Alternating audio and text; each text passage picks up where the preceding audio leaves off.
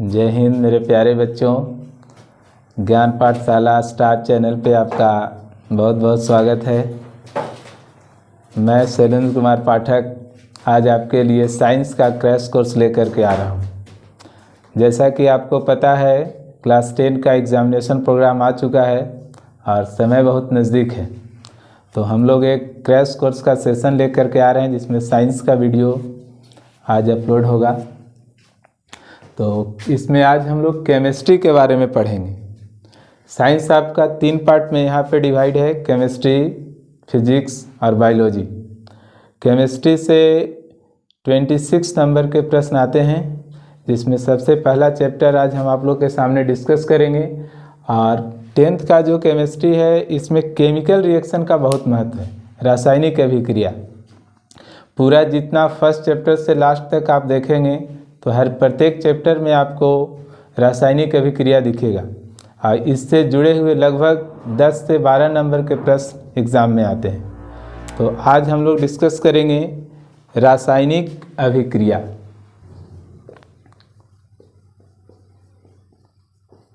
रासायनिक अभिक्रिया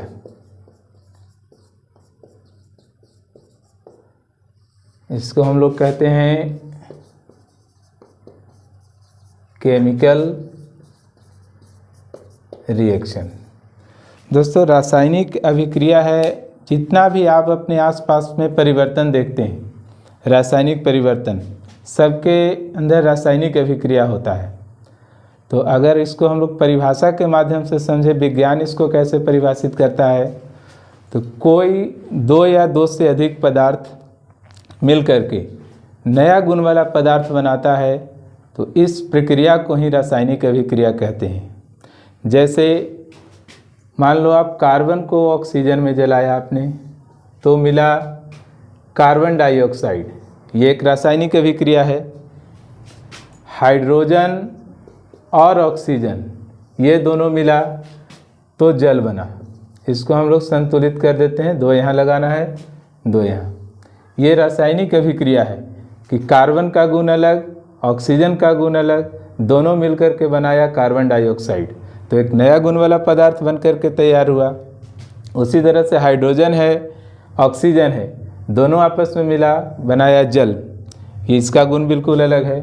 तो ये जो प्रोसेस होता है इसी को हम लोग कहते हैं रासायनिक अभिक्रिया।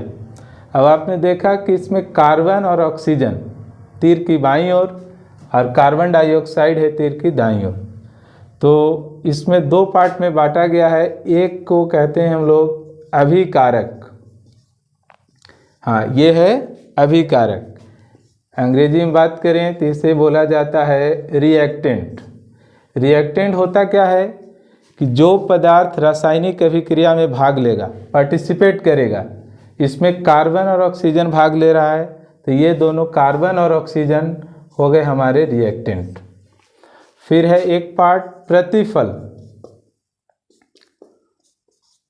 ये है आपका प्रतिफल, प्रोडक्ट है ना। प्रोडक्ट मीन्स क्या बनकर के तैयार हुआ, तो जो पदार्थ रासायनिक अभिक्रिया के बाद हमें प्राप्त हुआ वो कहलाएगा प्रोडक्ट।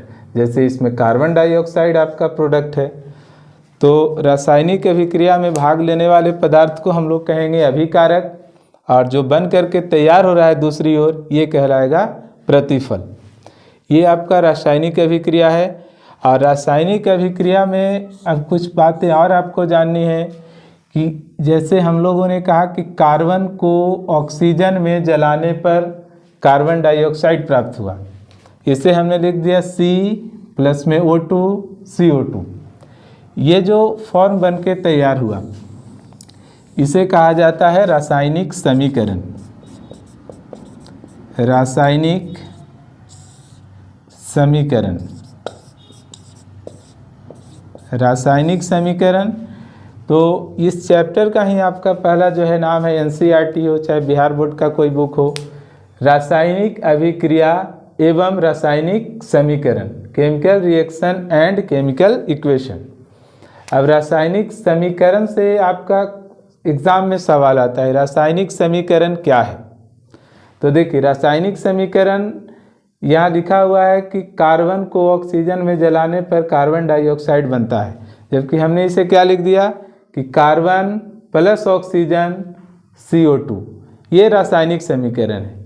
जब रासायनिक अभिक्रिया को हम सूत्र और संकेत के माध्यम से दिखा देंगे, है ना, कार्बन का संकेत हो गया C, ऑक्सीजन का ये अणु के रूप में है तो ये हो गया ऑक्सीजन, तो ये O2, और कार्बन डाइऑक्साइड का फॉर्मूला हो गया CO2। तो जब हम रासायनिक अभिक्रिया को में भाग लेने वाले जो पदार्थ हैं उनको सूत्र और संकेत से अगर हम व्यक्त कर देंगे तो वो कहलाता है रासायनिक समीकरण। देखिए, रासायनिक समीकरण की आवश्यकता क्यों पड़ी? ये पूरे वर्ल्ड में जहाँ भी केमिस्ट्री पढ़ेंगे हम लोग, केमिस्ट्री का ज़रूरत पड़ेगा। केमिस्ट्री का ज़रूरत पूरे वर्ल्ड में पड़ता है। हर एक जितना मेडिसिन डिपार्टमेंट है, चाहे फिर आपका मेडिकल डिपार्टमेंट है, कहीं भी एवरीवेयर यू फाइंड केमिस्ट्री। तो केमिस्ट्री में कार्बन का जो सिंबल होगा, संकेत, वो इंडिया में भी यही है, पूरे वर्ल्ड में कार्बन को C से ये डिनोट करते हैं। लेकिन यही अगर हिंदी में लिखना है कार्बन तो अलग भाषा है, अंग्रेजी में अलग लिखेंगे, अदर कंट्री में अलग, इसलिए समीकरण की आवश्यकता पड़ती है। तो समीकरण के बारे में हम यही जानेंगे कि रासायनिक अभिक्रिया के में भाग लेने वाले पदार्थ को सूत्र और संकेत से जब हम व्यक्त करते हैं तो वही कहलाता है रासायनिक। चलिए, हम लोगों ने लास्ट क्लास में देख लिया था कि रासायनिक समीकरण क्या है। अब हम लोग देखेंगे रासायनिक समीकरण का प्रकार। बच्चों, रासायनिक समीकरण दो प्रकार के होते हैं, एक संतुलित रासायनिक समीकरण और दूसरा है असंतुलित रासायनिक समीकरण। संतुलित रासायनिक समीकरण बैलेंस्ड इक्वेशन, इसका मतलब ये है कि इसमें देखिए तीर की बाईं ओर कुछ पदार्थ है, कुछ तीर के दाईं ओर है। तो संतुलित रासायनिक समीकरण होगा तो जो रासायनिक अभिक्रिया में भाग लेने वाले पदार्थ है अभिकारक, उनके परमाणुओं की संख्या और जो पदार्थ बनकर के तैयार हुए हैं उनके परमाणुओं की संख्या आपस में अगर बराबर है तो वो संतुलित रासायनिक समीकरण होगा। जैसा हम लोग देख रहे हैं यहाँ पे कार्बन की संख्या 1 है, ऑक्सीजन की संख्या 2 है। इधर भी हम लोगों ने देखा कार्बन की संख्या यहाँ पे 1 है और ऑक्सीजन की संख्या 2 है। तो इस तरह से हम लोग कह सकते हैं ये समीकरण संतुलित है। और रासायनिक की जब भी अभिक्रिया हम लिखें परीक्षा में ध्यान दें कि हमें वहाँ पे संतुलित रासायनिक समीकरण ही लिखना होता है, असंतुलित रासायनिक समीकरण आप लोग नहीं लिखेंगे। दूसरा है सल्फर और ऑक्सीजन। यहाँ भी सल्फर देखिए 1 है और ऑक्सीजन 2 है। अब इधर बन के तैयार हुआ सल्फर डाइऑक्साइड, यहाँ सल्फर की संख्या 1, ऑक्सीजन की संख्या 2। तो ये संतुलित समीकरण है। अब दूसरा पार्ट इसका देखिए असंतुलित रासायनिक समीकरण। असंतुलित मतलब संतुलन नहीं है, अभिकारक का कुछ और, प्रतिफल का कहानी कुछ और। इधर हाइड्रोजन है आपका 2 और ऑक्सीजन है आपका 2, और इधर है हाइड्रोजन तो 2 है लेकिन ऑक्सीजन है 1। तो ये हो गए असंतुलित रासायनिक समीकरण। परीक्षा में कंकाली समीकरण भी इसे कह करके प्रश्न पूछता है इससे। इधर देखिए यहाँ पे कार्बन मोनोऑक्साइड और ऑक्सीजन दोनों मिलके बनाए हैं कार्बन डाइऑक्साइड। तो कार्बन मोनोऑक्साइड, तो इधर देख रहे हैं कार्बन 1, ऑक्सीजन हो गए 2 और 1 3। यहाँ पे कार्बन की संख्या देखें तो है 1 और ऑक्सीजन है यहाँ पर 2। तो ये संतुलित नहीं है। संतुलित करने के बहुत सारे नियम हैं, बहुत सारे ट्रिक आपके पास हैं। तो ऐसे तो अगर छोटा समीकरण है तो हम तत्वों की संख्या को देख करके संतुलित करेंगे। इसमें होता है कि आप ये जो पदार्थ हैं, तत्व हैं, इनके आगे आप नंबर लिख करके इसको बैलेंस करेंगे। और बहुत सारे ट्रिक्स आपको बताए जाएंगे। सपोज यहाँ पे हाइड्रोजन की संख्या में ये ऑक्सीजन की संख्या में अंतर था, यहाँ पे ऑक्सीजन 1 है, अब यहाँ हम 2 से करेंगे तो हाइड्रोजन हो गए 4 और ऑक्सीजन हो जाएगा यहाँ पर 2। अब इधर देखें तो हाइड्रोजन 2 ही था, अब यहाँ 2 से करना होगा तो इधर भी हाइड्रोजन 4, इधर भी हाइड्रोजन 4, ऑक्सीजन की संख्या 2, इधर भी ऑक्सीजन की संख्या 2। तत्व के पदार्थ के आगे लिखना है आपको। यहाँ पे कार्बन मोनोऑक्साइड में यहाँ पे देख रहे थे कि ऑक्सीजन 2 है, कार्बन 1 है, इधर ऑक्सीजन 3। तो ऑक्सीजन की संख्या को आपको बराबर करना है। तो आप यहाँ पर करेंगे 2 से, तो ऑक्सीजन हो गए यहाँ पर 2 और 2 4, और यहाँ भी आपको कर देना है 2 से। Carbon 2, oxygen 4, carbon 2 oxygen 4। तो इस तरह से आपका रासायनिक समीकरण संतुलित हो गया। अब बात है मेरे प्यारे बच्चों कि आखिर हम लोग समीकरण को संतुलित करते क्यों हैं। तो ये विज्ञान का नियम है, एक द्रव्यमान संरक्षण का नियम। उसमें बताया गया है कि ये रासायनिक अभिक्रिया के दौरान पदार्थ के द्रव्यमान में कोई अंतर नहीं होता है, न तो नया पदार्थ बनता है और न ही वो नाश होता है। इसे द्रव्यमान बराबर होना चाहिए, जितना मॉलिक्यूलर वेट इधर का रहेगा उतना ही मॉलिक्यूलर वेट इधर का रहेगा। यही मेन पर्पस है आपका कि द्रव्यमान ये रासायनिक समीकरण को संतुलित किया जाता है। परीक्षा में कई बार ये प्रश्न आ चुका है कि संतुलित रासायनिक समीकरण क्या है और इसे क्यों संतुलित किया जाता है।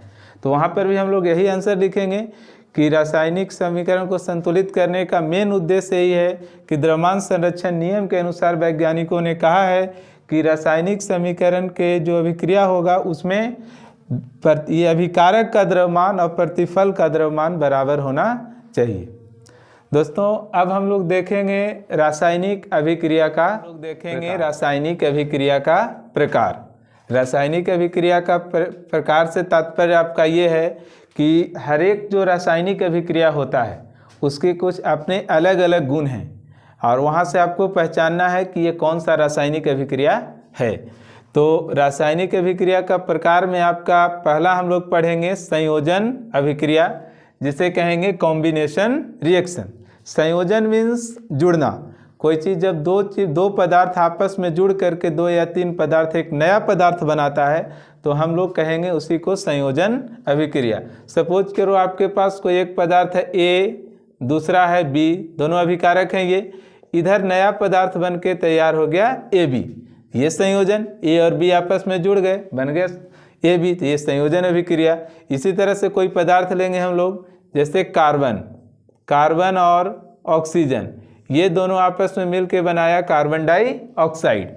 यहाँ पे जुड़ने वाले पदार्थ कौन है, तो कार्बन और ऑक्सीजन दोनों जुड़ के बनाया है कार्बन डाइऑक्साइड। तो ये अभिक्रिया कहलाएगा संयोजन अभिक्रिया। जैसे मान लो आप कैल्शियम ऑक्साइड, इसको जब आप जल में डालते हैं तो ये बनाता है कैल्शियम हाइड्रोक्साइड।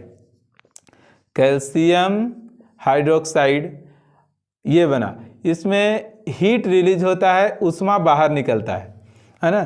तो इस तरह के अभिक्रिया को भी संयोजन, इधर था 2 अभिकारक, इधर मिला 1 प्रतिफल, तो ये संयोजन। एग्जाम में पहचानने के लिए आएगा, समीकरण लिखा रहेगा, पूछेगा ये कौन सा अभिक्रिया का उदाहरण है।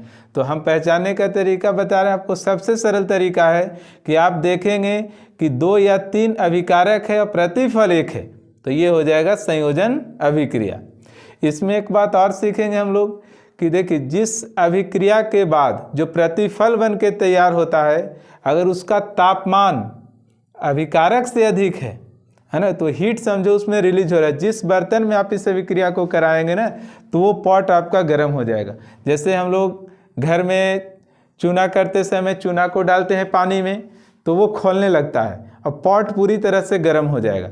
तो पॉट गर्म हो जाएगा क्यों? क्योंकि अभिक्रिया के बाद ये कैल्शियम हाइड्रोक्साइड तो बना ही, साथ साथ ऊष्मा भी बाहर निकला। तो जिस अभिक्रिया में ऊष्मा बाहर निकलता है उसको हम लोग ऊष्माक्षेपी अभिक्रिया कहते हैं। ऊष्माक्षेपी अभिक्रिया कहते हैं। ये भी एग्जाम में आता है, ऊष्माक्षेपी, और ठीक इसका उल्टा है, होता है ऊष्माशोषी। अब हम लोग देखेंगे वियोजन अभिक्रिया। ये पहचानने का तरीका आ गया। संयोजन का ठीक उल्टा होता है वियोजन या डिकम्पोजिशन रिएक्शन। इसमें क्या होगा कि एक बड़ा यौगिक जो है सो टूटेगा। ये क्या है? Calcium carbonate.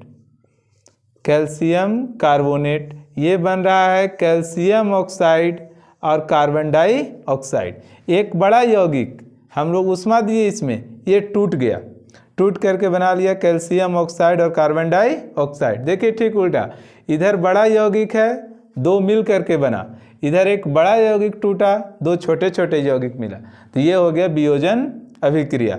वियोजन अभिक्रिया में एक बड़ा यौगिक टूट के 2 छोटा यौगिक बनाता है। वियोजन है अपघटन, दोनों एक ही है। अपघटन मतलब भी टूटना। अच्छा, इसमें हमने हीट दिया है, तो हीट के ऊष्मा के द्वारा जो अभिक्रिया संपादित होगा घटना घटेगा तो वो अभिक्रिया को हम लोग कहेंगे ऊष्माशोषी अभिक्रिया, है ना, ऊष्माशोषी अभिक्रिया। ये दोनों भी पूछा जाता है कि ऊष्माक्षेपी और ऊष्माशोषी अभिक्रिया से आप क्या समझते हैं। तो हम संयोजन अभिक्रिया को अगर लिख देंगे तो वो ऊष्माक्षेपी अभिक्रिया हो जाएगा, और अगर वियोजन अभिक्रिया को लिखेंगे जो हीट के द्वारा संपादित होगा वो ऊष्माशोषी अभिक्रिया हो जाएगा। इसमें प्रतिफल का ताप कम जाता है अभिकारक के तुलना में, और इसमें प्रतिफल का ताप बढ़ जाता है अभिकारक के तुलना में। तो ये दोनों अभिक्रिया एक दूसरे के विपरीत हैं, संयोजन और वियोजन। और ऊष्माक्षेपी का विपरीत है ऊष्माशोषी। तो जिस अभिक्रिया में हीट निकलेगा उसे ऊष्माक्षेपी, और जिसमें अभिक्रिया में हीट जो है कमेगा उसको ऊष्माशोषी। हर एक रिएक्शन एक दूसरा रिएक्शन से जुड़ा हुआ है, कुछ न कुछ उसका रिलेशन है, और यही आपसे जानने का वो कोशिश करता है। ये क्वेश्चन भी आता है कि संयोजन का उल्टा वियोजन कैसे है ना। एक अभी हम लोग पढ़ेंगे विस्थापन अभिक्रिया और द्विविस्थापन, वो दोनों भी एक दूसरा के अपोजिट है। हाँ सर।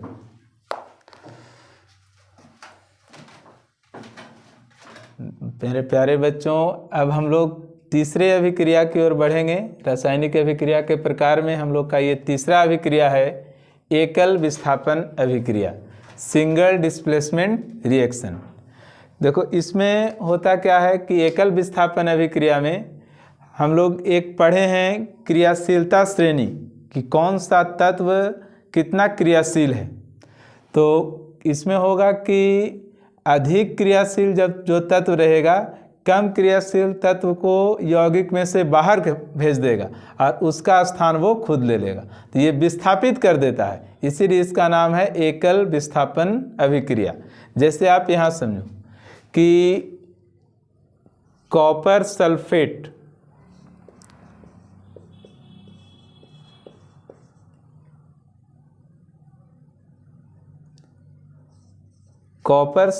के विलयन में लोहा का टुकड़ा डालना है, तो क्रियाशीलता श्रेणी जहाँ पे है वहाँ देखेंगे कॉपर जो है तांबा वो लोहा से कम क्रियाशील है, वो क्रियाशीलता श्रेणी में नीचे आएगा।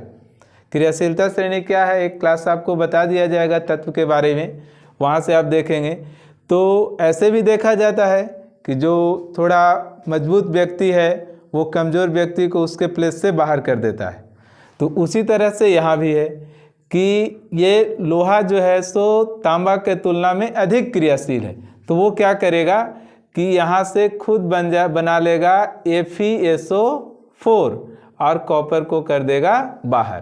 तो ये जो अभिक्रिया कहलाता है एकल विस्थापन अभिक्रिया कहलाता है। तो इस तरह से इसको बाहर कर दिया। आप देख सकते हैं कि मान लो जिंक को हम लोग डाल देते हैं H2SO4 में, सल्फ्यूरिक अम्ल में, तो यहाँ हाइड्रोजन जो है सो कम क्रियाशील है और जिंक जो है सो अधिक क्रियाशील है। तो यहाँ पे क्या बन जाएगा ZnSO4 और इधर जो है सो हाइड्रोजन गैस निकल जाएगा बाहर। तो ये भी आपका हो गया एकल विस्थापन अभिक्रिया। इसमें क्या है कि एक जो है सो अधिक क्रियाशील कम क्रियाशील तत्व को बाहर करेगा और नया यौगिक बना लेगा, तो ये होगा एकल विस्थापन अभिक्रिया। अब है द्विविस्थापन, या इसी को कहीं लिखता है उभय विस्थापन, अंग्रेजी में इसको कहेंगे डबल डिस्प्लेसमेंट रिएक्शन। इसमें क्या होगा, इसमें पहचानने का तरीका, दोनों में डिफरेंस भी दिखाएंगे अभी हम आपको ताकि एग्ज़ाम में कोई परेशानी नहीं हो। तो इसमें देखेंगे हम लोग कि द्विविस्थापन अभिक्रिया जो रहेगा इसमें दो यौगिक रहेगा और दोनों अपने आयनों को अदला बदली करेगा और अदला बदली कर करके नया यौगिक बना लेगा। तो इस अभिक्रिया को हम लोग कहेंगे द्विविस्थापन अभिक्रिया। जैसे NaCl plus AgNO3, sodium chloride और सिल्वर नाइट्रेट, है ना, ये बना लेता है AgCl सिल्वर क्लोराइड और NaNO3 सोडियम नाइट्रेट। तो देखिए हुआ क्या इसमें कि सोडियम क्लोराइड कोई भी यौगिक जो बनता है, आयनिक यौगिक है सभी यहाँ पे, तो एक धन आयन और एक ऋण आयन, तो ये पहले टूट जाता है। ये टूट गया आपका Na+ और Cl माइनस, ये धन आयन ये ऋण आयन। यहाँ पर आपका Ag प्लस NO3 माइनस। अब देखिए AgCl बना तो इसका धन आयन और इसका ऋण आयन, ये दोनों देखिए आपस में मिलेगा तो ये दोनों मिल करके बना लिया AgCl। और इसका धन आयन और इसका ऋण आयन, इससे अगर ये बदले में इसका ऋण आयन लिया तो इसका धन आयन इसका ऋण आयन ले लिया और इधर बना लिया NaNO3। तो इस तरह से जो आयनों को अदला बदली करके जो बनता है उसे हम लोग कहते हैं द्विविस्थापन अभिक्रिया। इसमें होता क्या है, देखिए ये सिल्वर क्लोराइड का एक अवक्षेप बनता है और जिस पॉट में जिस बर्तन में आप अभिक्रिया कराइएगा तो उसके पेंदी में जा कर के वो बैठ जाता है, तो ये अवक्षेप कहलाता है। तो यहाँ से आपका एक और अभिक्रिया कंप्लीट होता है, अवक्षेपण अभिक्रिया। अवक्षेपण अभिक्रिया, इसमें क्या होता है कि अभिक्रिया के बाद कोई पानी में अघुलनशील पदार्थ रहेगा, पानी में घुलने वाला नहीं रहेगा। जैसे हम लोग साबुन को करते हैं तो साबुन को घोलते हैं, देखते हैं कुछ समय के बाद बर्तन में जा कर के कुछ सफ़ेद रंग का पदार्थ नीचे बैठ जाता है, तो वो क्या कहलाता है, वही कहलाता है अवक्षेप।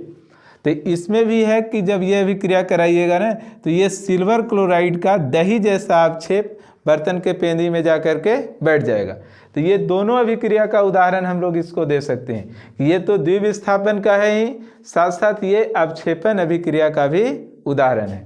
इसके और भी उदाहरण हो सकते हैं, जैसे हम लोग एक उदासीनीकरण अभिक्रिया में पढ़ते हैं कि NaOH प्लस HCl है ना, सोडियम हाइड्रोक्साइड और हाइड्रोक्लोरिक अम्ल, तो ये बना लेता है NaCl सोडियम क्लोराइड और इधर बनता है आपका जल। तो ये भी आपका द्विविस्थापन अभिक्रिया है। Na चला गया Cl के साथ तो बना लिया NaCl और H ये हाइड्रोक्साइड जो है ये हाइड्रोजन के साथ ये मिल करके बन गया जल। तो ये भी आपका द्विविस्थापन अभिक्रिया है। अब दोनों में थोड़ा डिफरेंस देखिए, और दोनों में एक शब्द का इस्तेमाल हुआ है विस्थापन, यहाँ भी विस्थापन और यहाँ भी विस्थापन। ये एकल विस्थापन है। एकल विस्थापन बहुत आसान है इसको पहचानना। कैसे पहचानेंगे कि इसमें एक जो है सो तत्व रहेगा, दूसरा यौगिक रहेगा। एक तत्व एक यौगिक, यहाँ जिंक, यहाँ पर हाइड्रोजन ये सल्फ्यूरिक अम्ल, यहाँ पर लोहा कॉपर सल्फेट। और द्विविस्थापन में दोनों यौगिक, दोनों अभिकारक, तीर की बाईं ओर के जो है अभिकारक है, ये दोनों का दोनों यौगिक रहेगा, तो ये हो गया द्विविस्थापन और ये हो गया एकल विस्थापन। यहाँ से दो अभिक्रिया हम लोग और सीख गए कि इसको हम लोग कहेंगे अवक्षेपण अभिक्रिया और इसको कहेंगे उदासीनीकरण अभिक्रिया। ये उदासीनीकरण अभिक्रिया अभी तक 10 सालों के क्वेश्चन में आप देखेंगे तो 4 से 5 बार पूछा जा चुका है कि उदासीनीकरण अभिक्रिया क्या है। इसकी विस्तृत चर्चा हम लोग आने वाला एक चैप्टर है एसिड बेस एंड साल्ट, उसमें करेंगे, आम्ल भस्म और लवण में, है ना। वहाँ पे डिटेल से हम लोग देखेंगे कैसे बनता है। यहाँ पे आप ये दो एकल विस्थापन, द्विविस्थापन, अवक्षेपण, उदासीनीकरण, उम्मीद है आपको इस चारों प्रकार का अभिक्रिया बहुत आसानी से आप समझ गए होंगे। और इस पे पकड़ बनाने के लिए हम लोग को आना चाहिए फॉर्मूला। तो एक स्पेशल क्लास हम आपको लेकर के आएंगे जिसमें सिखाएंगे कि रासायनिक सूत्र कैसे लिखा जाता है, उसका फॉर्मूला कैसे बनता है, उसका नाम कैसे लिखा जाता है, कैसे धन आयन और ऋण आयन में टूटते हैं। बहुत बहुत धन्यवाद।